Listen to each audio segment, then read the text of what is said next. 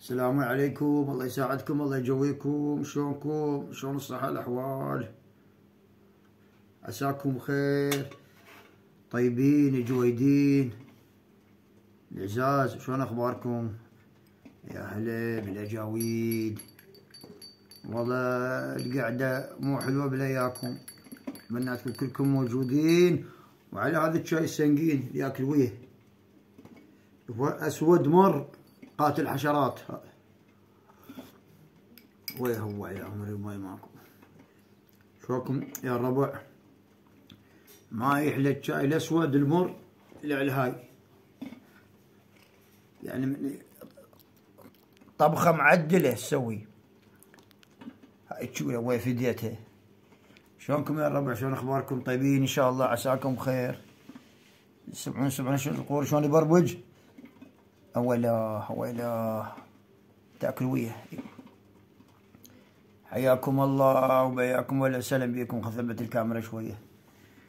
يا هلا بيهم ويا مرحبا ربعنا طيبين. اليوم جيناكم بموضوع من زمان كنت حابب اسولف لكم بيه، بس ما حدت الفرصة، يعني درس ودرس. اليوم وصل للدرس هذا.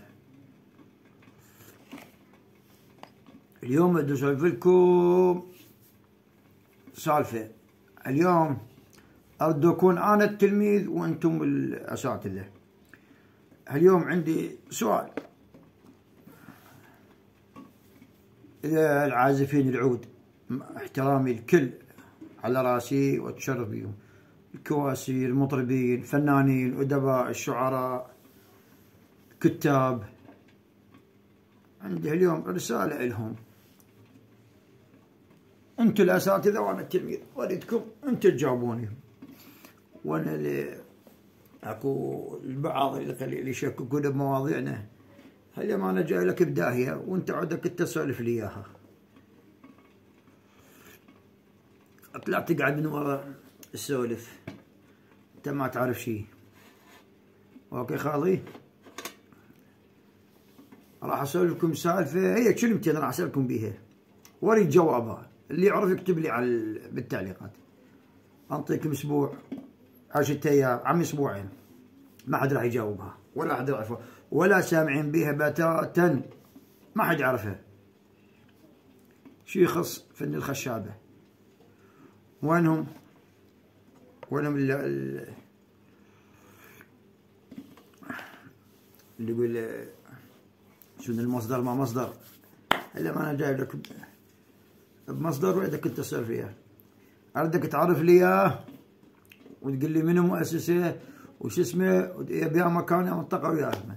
هسه اعتيادي تعلق المخابره من عدنان الله ينطيه طولة العمر يخابرونا شنو، بس ما اعتقد تحصل الجواب، ما اعتقد نعطيك جواب.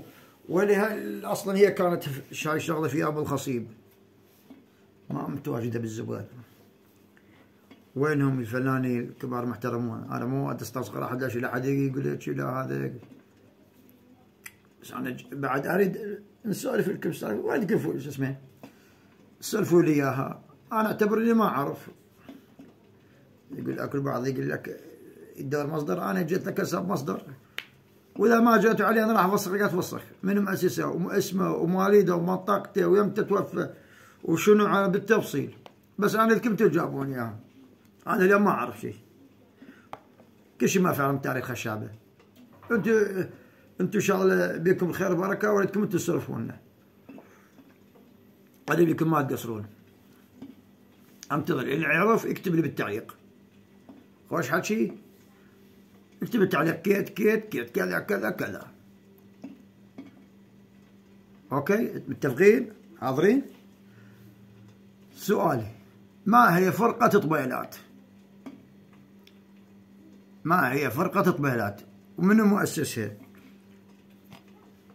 من يا منطقة واسمه ما وش قد شنو الاعداد اللي اياه؟ ما اوضح انا اريد انتم تجاوبونه. ما هي فرقة طبيلات؟ انا ادري اعرف، ما حد سامع بيها فرقة طبيلات، ما حد سامع ولا حد يعرفها، وما يعرف شنو عملوا، ما يعرف شنو شغلهم، وما ادري الجواب ما موجود. بس انا ادري عليكم بالله هالمرة.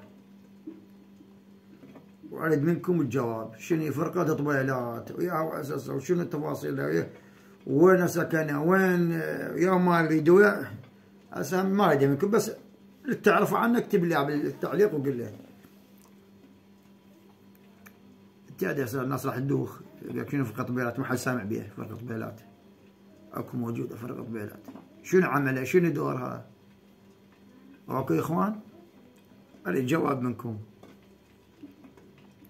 وكو يكتبون عن فن الخشابة ومثل الخشابة ما ادري ايش، خلي يجاوبونا عنها.